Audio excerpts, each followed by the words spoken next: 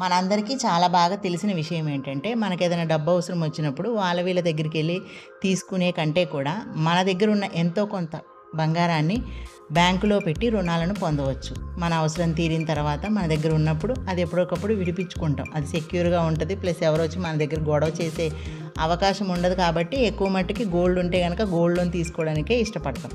అయితే ఈ మధ్య కాలంలో అంటే ప్రెజెంటు ఆర్‌బీఐ ఒక కొత్త నిర్ణయం తీసుకుందనమాట. బంగారంతో పాటు మనం వెండిని కూడా, మీరు విన్నది నిజమే, వెండిని కూడా పెట్టి మనం రుణం తీసుకోవచ్చు. ఇటీవల కాలంలో రిజర్వ్ బ్యాంక్ ఆఫ్ ఇండియా కీలక నిర్ణయం తీసుకుందన్నమాట. ఒక సర్క్యుల్ విడుదల చేసింది కూడా. దీని ప్రకారం ఎన్బిఎఫ్సిలు వెండిపై కూడా రుణాలు ఇవ్వడానికి అనుమతులను తీసుకోవచ్చు. ఈ రూలు 2026 ఏప్రిల్ 1 నుంచి అమలులోకి వస్తుంది. అయితే ముందుగా ఈ రుణాన్ని ఎవరు ఇస్తారో తెలుసుకుందాం, సరేనా? ఇవి వాణిజ్య బ్యాంకులు, చిన్న ఫైనాన్షియలు, ప్రాంతీయ గ్రామీణ బ్యాంకులు, సహకార బ్యాంకులు, ఎన్బిఎఫ్సిలు. ఇకపై బ్యాంకులు బంగారంతో పాటు వెండిపై కూడా రుణాలు ఇవ్వవచ్చని ఆర్బీఐ స్పష్టం చేసింది. ఈ రుణం గనుల నుంచి తెచ్చిన ముడి అంటే ఈ బంగారు ముద్దలు, వెండి ముద్దలపైన రుణం ఇవ్వరన్నమాట. మన దగ్గర ఉంటాయి చూసారా నగల రూపంలో, వాటిపై మాత్రమే రుణాలు ఇస్తారు. ప్రజలు స్వల్పకాలిక ఆర్థిక అవసరాలను తీర్చుకునేందుకు ఆర్బీఐ ఈ అనుమతిని ఇచ్చిందనమాట. అయితే ముడి బంగారం, ముడి వెండి అంటే దీనిని బులియన్ అని కూడా అంటారు. దీనిపై బ్యాంకులు లోన్ ఇవ్వలేవు. వీటితో పాటు గోల్డ్, సిల్వర్, ఈటీఎఫ్లు ఉంటాయి కదా, మ్యూచువల్ ఫండ్ యూనిట్లు, వాటి మీద కూడా రుణం పొందలేం మనం.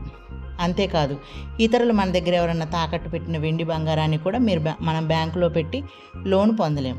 అయితే మన దగ్గర ఉన్న ఆభరణాలు ఉంటాయి కదండి, వెండి నగలు, బంగారు నగలు, వాటిపై మాత్రమే మనం రుణాలు తీసుకోవచ్చు అన్నమాట. అయితే మనం ఎంత బంగారం పెడితే ఎంత వెండిని ఇస్తారు అనేది మనం ఇప్పుడు తెలుసుకుందాం.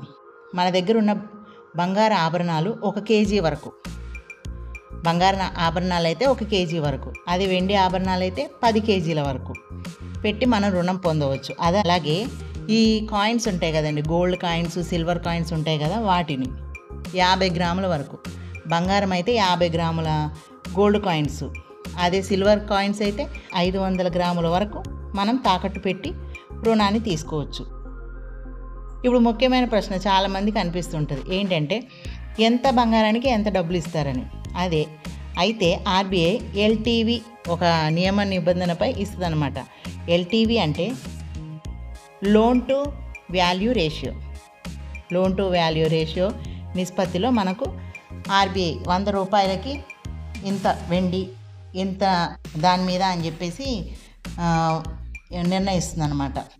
ఈ ఎల్టీవీ రేషియో అనేది, నిష్పత్తి అనేది మనకు మనం ఎంత బంగారం పెట్టాము, ఎంత వెండి పెట్టాము, దానికి ఎంతవరకు తీసుకోవచ్చు అనేది తెలియజేస్తుంది. అయితే ఈ బంగారము లేదా వెండి వస్తువులు మనం కేవలం లోహపు మీద అంటే మన దగ్గర ఉన్న ఆర్నమెంట్ మీదే పొందవచ్చు, కానీ దాంట్లో ఉన్న పొదిగి ఉన్న రాళ్ళు, రత్నాలు విలువను లెక్కించరు. ఈ వ్యాలిడేషన్ ప్రక్రియ ద్వారా దేశవ్యాప్తంగా ఒకే విధంగా ఉండేలా ఆర్బీఐ చర్యలు చేపట్టనుంది. అయితే మనం తాకట్టు పెట్టి తీసుకున్న తర్వాత మనం డబ్బు చెల్లించేస్తాం కదండి.